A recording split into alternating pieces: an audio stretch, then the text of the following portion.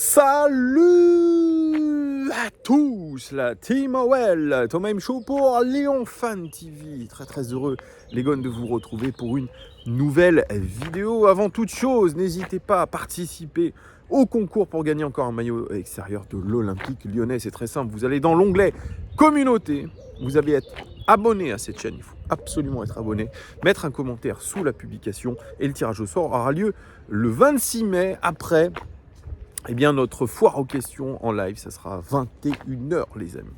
Allez, nouvel épisode, nouvelle vidéo OL Daily Mercato les amis. Vous savez, le Mercato, c'est quelque chose qui va vraiment nous guider sur cette intersaison. Il va y avoir beaucoup de changements à l'Olympique Lyonnais. C'est comme ça que c'est prévu, l'arrivée des nouveaux actionnaires. Est-ce que Peter Bosz sera maintenu ou non? Est-ce qu'il y aura des changements dans l'organigramme? Et surtout, va-t-on arriver à dégraisser comme on le veut, à modeler notre effectif comme on le veut? Hier, je rencontrais par hasard dans la rue Axel Disasi, le défenseur vice-capitaine de Monaco, qui a failli d'ailleurs venir à l'Olympique Lyonnais il y a 2 saisons. Il m'a confirmé qu'il y avait des intérêts de l'OL, mais que ça s'est arrêté aux intérêts et que finalement la proposition monégasque était beaucoup plus alléchante au niveau sportif et financier. Ah bon, comme c'est bizarre. Et il me disait quelque chose qui on le sait, mais lui-même en tant que joueur, quand il vous le dit, c'est encore plus parlant. Il dit c'est sûr que sans Coupe d'Europe, ça va être beaucoup plus compliqué le mercato. Les joueurs vont pas vouloir forcément venir.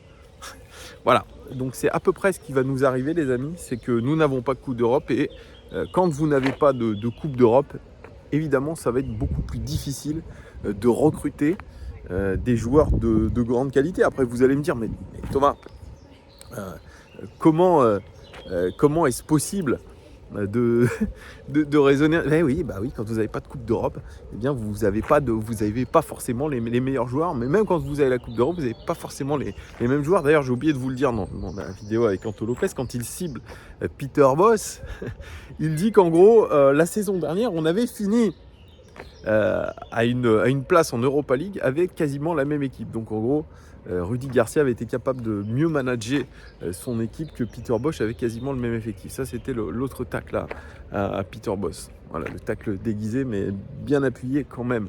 Mais c'est vrai, là, comment va-t-on faire? Déjà qu'avec une équipe taillée pour la Coupe d'Europe, on a eu des difficultés.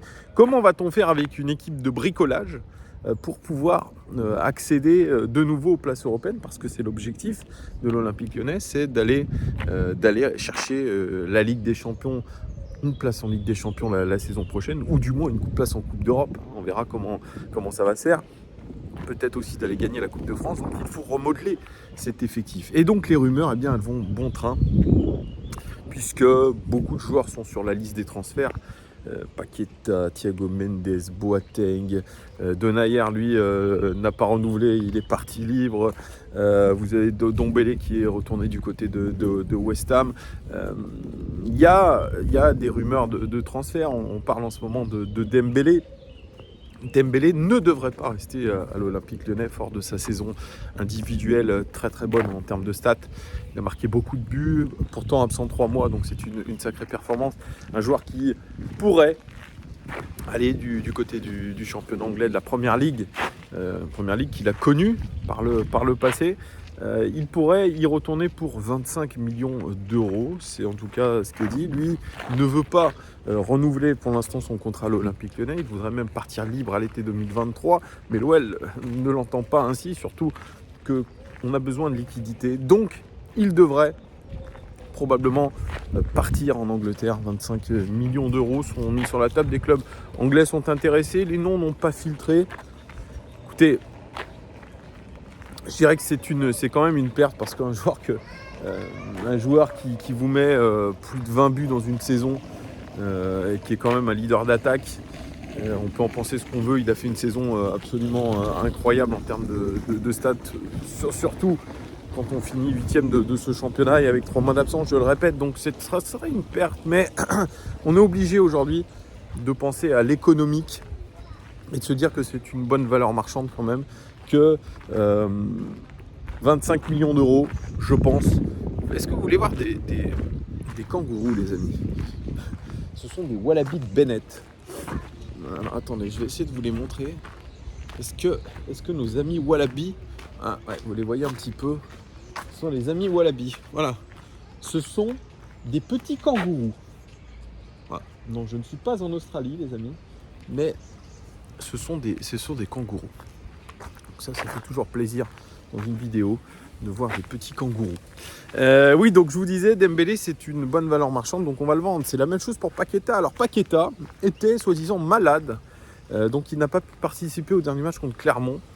Lui qui avait pris son jet privé direction Newcastle pour rejoindre son meilleur ami Bruno Guimaraes, eh bien, on parle dans la presse anglaise vraiment d'un intérêt très très appuyé de Newcastle pour Paqueta. Alors on nous disait Paqueta, on va le vendre 60 millions. Hein. Vu la deuxième partie de saison de Paqueta, je serais curieux de savoir combien on va le vendre réellement. Quand on parle de 60 millions, moi je pense qu'on parle plutôt de 35 avec bonus. Et je pense qu'on ne sera pas loin de la vérité, les amis. 35 avec bonus. Mais bon, voilà, pareil, Paqueta, qui n'a jamais joué la Ligue des Champions, va vouloir jouer cette Ligue des Champions.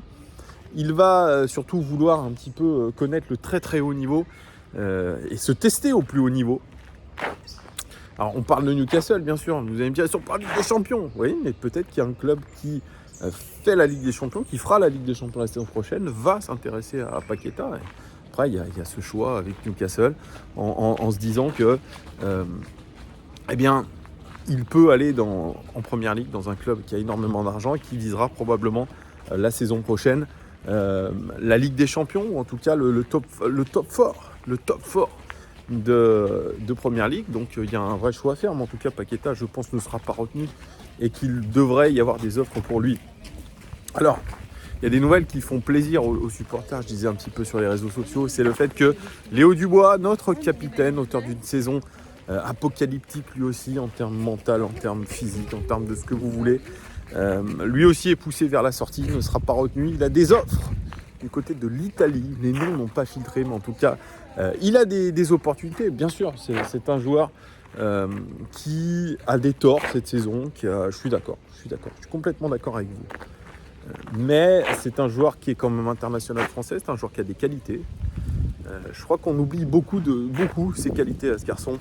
Je pense que si il est mis dans des bonnes dispositions, c'est un garçon qui peut reprendre confiance. Lui aussi, c'est une valeur marchande correcte. Je pense que lui, si on peut en tirer entre 8 et 10 millions d'euros, ça sera très bien. Il a quand même ce statut d'international français. Donc voilà, lui aussi est ciblé pour aller du côté de l'Italie. Quel club ? J'en sais rien, est-ce que c'est un club qui jouera l'Europe ? Je ne sais pas. À voir. Moi, je serais intéressé de voir les clubs, les clubs qui sont sur les rangs pour Léo Dubois. Ça m'intéresse aussi un petit peu. Alors, une autre piste, parce qu'il y a un joueur qui a flambé cette saison. Peu importe ce que vous dites, je sais qu'il y en a beaucoup qui ne sont pas fans du joueur, c'est Karl Toko Ekambi. Moi, j'ai toujours défendu le joueur par rapport à cette qualité qu'il a. Si on n'a pas Karl Toko Ekambi cette saison, c'est pas la 8e place, les amis. C'est comme Anto Lopez, c'est bien en dessous. C'est, je dirais des places au-delà de la 10e place. Parce que ce qu'il a créé comme occasion, ce qu'il a marqué, ce qu'il a fait comme passe décisive, que ce soit en Ligue 1 ou en Europa League, c'est tout simplement monstrueux. Alors bien sûr, il y a ce geste auprès des supporters qui est intolérable. Il y a aussi on n'en parle pas assez. Mais cette Coupe d'Afrique des Nations où il est le vice-meilleur buteur de cette compétition, ça aussi on ne le dit pas assez, c'est qu'il a été quand même, les amis, faire une CAN en plein milieu de saison. Et la CAN, c'est difficile parce que vous évoluez pas forcément sur des terrains incroyables. Hein. C'est des champs de patates, c'est un climat qui est très compliqué, c'est une ambiance compliquée. Et pourtant, il a été un leader de son équipe, le Cameroun. Donc ça, il ne faut pas l'oublier non plus. Il est revenu à l'OL. Il a été non seulement sérieux, mais il a été décisif. Il a été décisif en Europa League. Alors il a eu ce fameux Covid. Après, il y a ce poteau contre West Ham au match retour qui peut changer, qui peut tout changer à la 20e minute. Le même qu'il avait fait là, il y a 2 saisons au Final 8 contre le Bayern Munich. Quand on parle de Karl Toko Ekambi, mais c'est un garçon qui se crée énormément d'occasions. Moi, quand je vois les statistiques, les amis, L'OL est la deuxième équipe, je crois, je ne sais pas si c'est en Europe, je ne vais peut-être pas vous dire de conneries, qui se crée le plus d'occasions nettes, qui en rate le plus au final. Mais on se crée des occasions et c'est notamment grâce à Karl Toko Ekambi qui, je suis d'accord avec vous, de temps en temps est un petit peu individualiste. Mais un attaquant se doit de l'être aussi un petit peu. Donc moi, Karl Toko Ekambi, bon, je ne connais pas le garçon, mais il n'a jamais failli à l'Olympique Lyonnais. S'il venait à partir, je vous dirais qu'il a rempli son contrat à l'Olympique Lyonnais. Qu'il a fait du mieux qu'il pouvait, avec abnégation, détermination, fierté. Bien sûr, c'est un garçon qui sourit pas beaucoup. Mais c'est un garçon qui dit des vérités aussi, qui était malgré tout, je pense, un des leaders du groupe. Pareil, vous allez me dire, Thomas, mais tu penses vraiment qu'il y avait des leaders dans ce groupe? En tout cas, ils ont failli. Ok, mais je pense que c'était lui. Il prenait souvent la parole, je pense, dans le vestiaire. C'est un garçon, je pense, écouté. Donc moi, je serais un petit peu déçu qu'il parte. Mais pareil, il arrive peut-être au bout d'un cycle à l'Olympique Lyonnais. Et lui aussi a besoin d'avancer. On parle, lui, d'une piste le menant soit à Newcastle, soit à Wolverhampton, les amis, en Angleterre. Mais effectivement, moi, je vois bien un profil PL. Et ça serait plutôt bien pour lui qui a connu l'Espagne, qui a connu bien sûr la France. Et il connaîtrait le meilleur championnat du monde qui est la Première Ligue. Et moi, je trouve que ce serait une bonne idée pour lui. En tout cas, c'est les rumeurs qu'il y a. Et puis, dernière rumeur, c'est Jérôme Boateng qui se pose des questions sur son avenir. Restera pas. Auteur d'une saison extrêmement décevante et compliquée. Il est en difficulté physique, on l'a vu. Il doit faire absolument une préparation sérieuse. Et je crois que Peter Bosz allait s'entretenir avec lui, voir un petit peu ce qu'il voulait faire.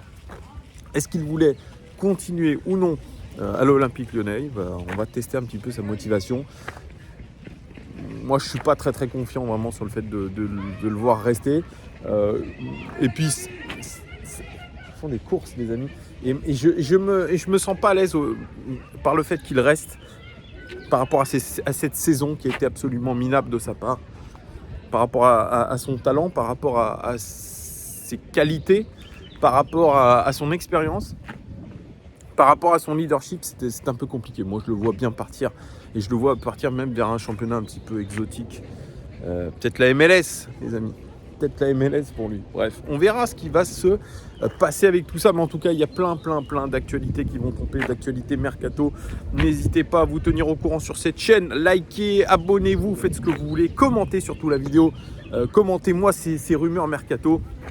Est-ce que ça vous satisfait ou pas? Dites-le moi dans la vidéo. Je vous fais des gros bisous et à très vite les amis. Ciao!